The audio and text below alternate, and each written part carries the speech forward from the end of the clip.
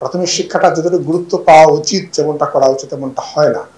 ফলে আমাদের লক্ষ্য থাকবে যেন শিক্ষাটা শুধুমাত্র এখন এক সময় একটা সময় ছিল যখন আমাদের সাক্ষরতার হার খুব কম ছিল।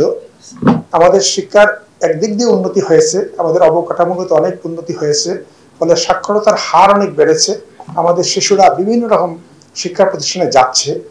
কিন্তু এই মুহূর্তে যেটা আমাদের প্রয়োজন সেটা হচ্ছে মানের উন্নয়ন করা, প্রাথমিক শিক্ষার মানের উন্নয়ন করা, যেন আমাদের শিশুরা সুনাগরিক হিসেবে গড়ে ওঠে এবং তারা অবদান রাখতে পারে। কারণ জাতি হিসাবে আমাদের সবচেয়ে বড় সম্পদ হচ্ছে মানব সম্পদ। জনঘনত্বে আমরা হচ্ছি সবচেয়ে প্রথম স্থান অধিকারী দেশ। এই মানব সম্পদকে যদি আমরা ঠিকমতো ব্যবহার করতে পারি, ঠিকমতো গড়ে তুলতে পারি, তাহলেই শুধুমাত্র আমাদের উন্নতি সম্ভব। সেটা মনে রেখে আমরা কাজ করার চেষ্টা করব।